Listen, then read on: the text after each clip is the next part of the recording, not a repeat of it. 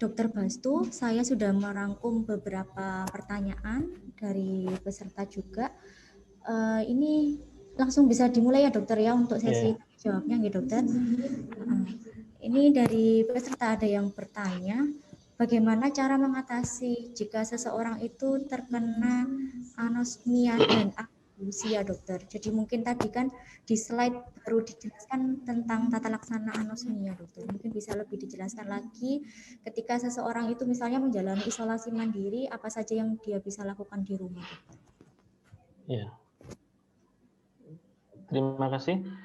Jadi sebenarnya anosmia ageusia ini lebih ke arah kita aware ya terhadap gejala-gejala COVID sehingga penanganannya lebih dapat dideteksi dini sehingga penanganannya lebih cepat sebelum terjadi gejala-gejala yang lebih berat. Karena kalau sudah gejala-gejala yang berat ini lebih sulit untuk mengobatinya. Jadi lebih ke arah bagaimana kita waspada. Karena begitu kita anosmia, wah kita langsung cari pemeriksaan, misalnya perlu langsung swab test atau isolasi mandiri dulu atau juga rapid mungkin. Jadi sebenarnya itu tujuan utamanya seperti itu, karena anosmia sama ageusia ini tidak berbahaya, tidak mengancam nyawa. Jadi hanya bagaimana kita bisa waspada saja. Nah, untuk terapinya kalau anosmia tadi disarankan untuk semprot hidung kortikosteroid, terus minum vitamin, terus kemudian juga bisa kita cuci hidung, disarankan. Nah, ageusia di sini ini kaitannya dengan penciumannya. Jadi pasien-pasien yang menurun daya ciumnya itu mayoritas juga menurun indera pengecapannya. Gitu. Jadi kalau cara mengatasinya ya anosmianya juga diatasi, otomatis ageusianya juga tertangani. Jadi memang saling berkaitan ya dokter ya untuk tata laksananya. Baik, saya kira cukup jelas ya untuk pertanyaan yang pertama. Dilanjutkan untuk pertanyaan berikutnya dokter. Jadi bagaimana cara kita untuk mendeteksi dini biar kita tahu apakah kita itu sudah masuk pada gejala hiposmia. Karena kadang beberapa pasien itu susah membedakan dokter antara itu dia kadang mengeluh hidung buntu ataukah dia memang sudah ada penurunan pembauan. Nah, itu untuk masyarakat awam bagaimana dokter untuk mendeteksi dininya? Ya, biasanya pasien-pasien yang datang itu sudah sudah berhari-hari ya, dia tidak bisa mencium itu sudah berhari-hari, dan biasanya penurunan penciumannya, hiposmianya itu tidak disertai dengan keluhan-keluhan pilek berat. Jadi tanpa adanya pilek, tanpa adanya ingus, tanpa adanya buntu hidung, tiba-tiba tidak bisa mencium bau atau masak tidak bisa membau masakannya, itu paling sering.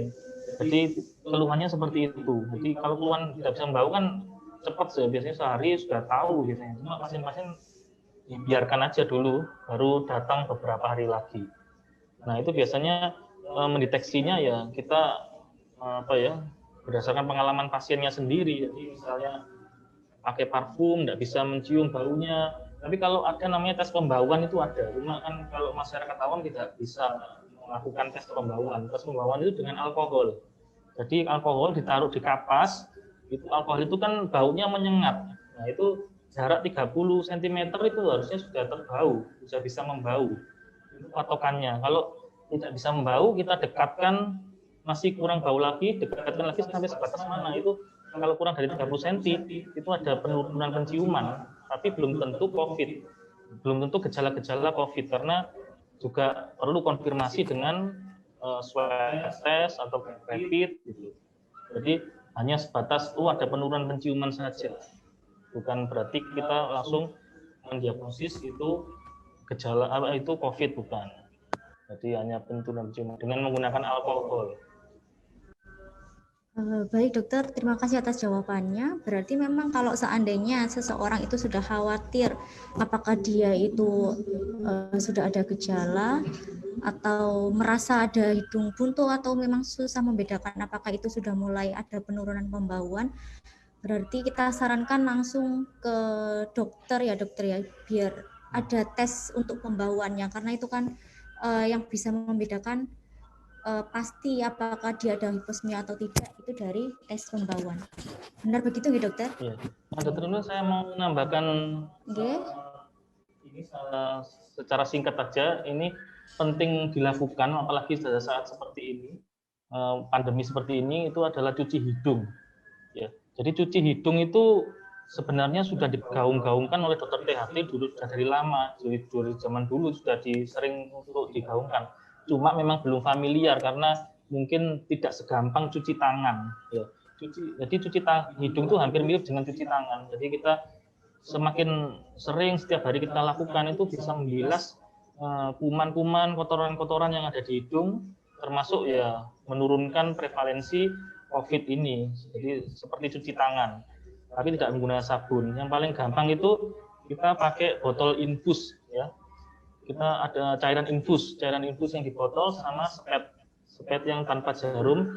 Nah, kita ambil aja cairan di dalam infus ini, kita potong, kita ambil sekitar 10 cc atau 20 cc, kita cucikan ke dalam hidung. Caranya sambil duduk supaya tidak keselak, ya, sambil duduk, buka mulutnya, tahan nafas dulu, kita semprotkan ujungnya ini, masukkan ke dalam hidung, kemudian kita semprot pelan aja. Nah, ini membantu juga membilas. Kalau ada kuman, kotoran, virus itu bisa terbilas. Nanti larut dalam cairan buangannya infus ini. Kalau nggak ada infus, sulit cari infus, ya pakai air matang juga boleh. Air hangat, air matang boleh. Kemudian disemprotkan ini. Kalau nggak ada spet, pakai ceret juga bisa. Ceret teko itu yang kecil, itu diguyurkan aja seperti orang nanti seperti dibilas gitu, pakai teko itu juga bisa. Jadi jangan cuma cuci tangan, kita juga perlu cuci hidung juga. Itu. Terima kasih. Ya, terima kasih Dokter Bastu sudah diberikan ilmu secara langsung ya bagaimana cara mencuci hidung. Oh ya dokter, mau bertanya, itu untuk prosedur cuci hidung itu aman nggak dokter untuk dilakukan pada anak-anak dokter? Boleh, aman, nggak apa-apa. Cuma spetnya jangan pakai yang spet yang besar. Spet yang kecil saja 5 cc atau 10 cc gitu juga boleh. Dan anak-anak posisinya didudukkan, kita semprot. Banyak video-video yang ada di YouTube itu anak kecil dicuci hidung nggak apa-apa. Jadi tidak berbahaya. Kalaupun dia masuk ke, ini ada refleks juga, refleks batuk. Kalau dia mau masuk ke paru-paru, dia kan direflekskan batuk. Jadi tidak sampai drowning ya, tenggelam gitu terus kemasukan air seperti tenggelam, enggak. Itu. Oke, baik dokter. Pertanyaan selanjutnya dokter, di sosial media itu pernah tersebar informasi bahwa kita disarankan untuk desinfeksi hidung dengan menggunakan betadine dokter. Nah itu bagaimana dokter fakta tentang mencuci hidung dengan betadine dokter? Ya. Jadi di penggunaan betadine itu sebaiknya kurang tepat ya sebenarnya. Karena apa? Karena larutannya yang paling pas itu kondisinya itu larutan fisiologis ya, NaCl, garam larutan garam NaCl itu yang paling mendekati fisiologis. Kalau menggunakan betadine itu juga nanti akan membunuh flora-flora normal di situ. Jadi flora-flora di dalam hidung itu juga ada flora normal. Flora normal itu bakteri yang dia baik, istilahnya itu baik itu, tanda petik baik itu dia akan berkompetisi dengan bakteri-bakteri yang jahat. Jadi kalau itu terbunuh juga dengan desinfektan, maka suatu saat kalau ada kuman-kuman yang jahat masuk ke dalam situ, dia akan terikat dengan reseptornya itu lebih banyak. Kalau ada flora normal di situ, dia akan berkompetisi dengan flora normal. Flora normal akan menyingkirkan bakteri-bakteri yang jahat itu, sehingga juga bisa menghalangi masuknya penyakit.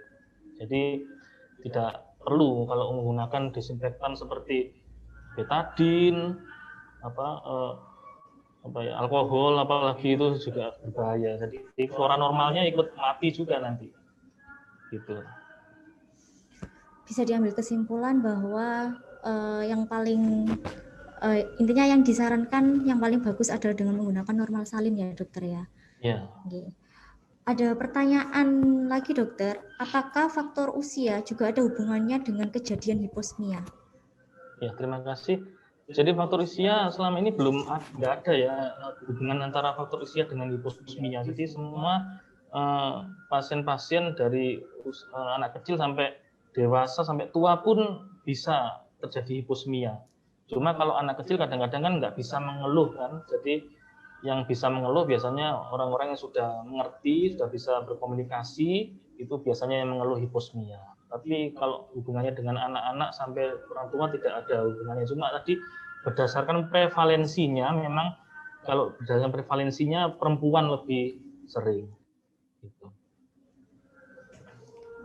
Bisa disambung untuk dijelaskan dokter, kenapa kok pada wanita itu lebih sering terjadi hiposmia, dokter?